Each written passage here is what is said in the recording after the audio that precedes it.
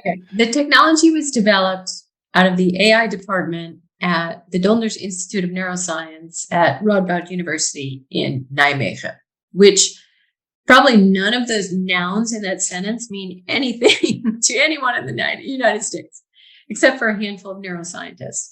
So it's one of the main universities here, and they have a whole department of people like this. So the head of the AI department, Professor Peter Descent, woke up one morning and said, and I don't know why he did this, by the way. He said, we can read brain signals. Mm-hmm. You know that. Everybody sort of knows that when you have stimulus coming into your brain, there's a lot of electrical impulses, and responses are happening. And with EEG headsets, you can read them. But it's really noisy. Yeah. And everything causes a brain response. Like, I'm moving my fingers, there's something going on. I'm talking to you, I'm listening to my voice. So my brain's just going all over the place. And what Peter thought of, Professor Descent, is if we code the stimuli going in, so if you take a tone or a note and you put almost like an SOS code on it at a certain frequency in decibel, he created a way of finding that back from the brain response. So if you hear a big beep, which is coded, he can see it back with our technology. And if you do that enough, you get enough data points that you can create, if someone's hearing something, or, for example, if they're looking at something. And you can help use artificial intelligence to eliminate all the other functions that would be creating competing signals, because they don't have that code and they're not in that general time frame where you'd expect the response, and in the general location of where you would expect that response. Mm-hmm. So long story short, he created this thing. It lets flashes of light from a computer screen, which is like a keyboard, and it allowed ALS locked-in patients that if they looked at one of these letters, which had this incredibly fast code, almost something that you couldn't even tell, the person, the locked-in patient, could spell essentially with their eyes and their brain response.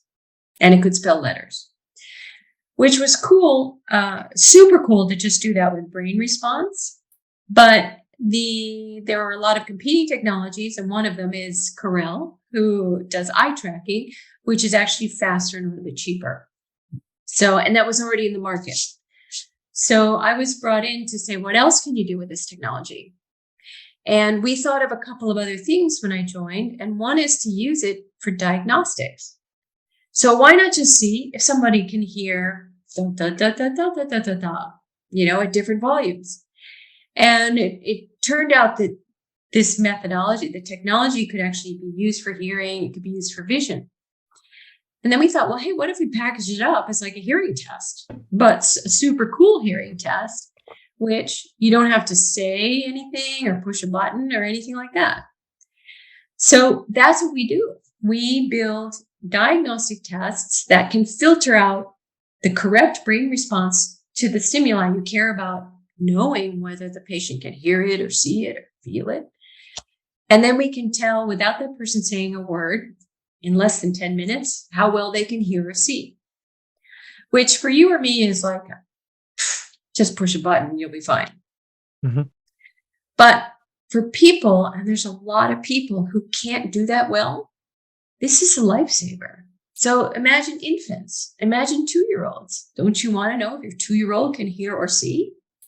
Well, right now, their choice is like, clapping to see if the kid turns around. I don't know about you, but these are very important basic functions that you should really know what this child has so you can address the problem, which, by the way, the treatments are readily available. They just don't know how to diagnose them properly and efficiently and fairly. So if you're a little kid and maybe you have autism, maybe you don't speak to anybody, but actually maybe you don't speak because you've been deaf for 5 years and you're just totally annoyed with the world.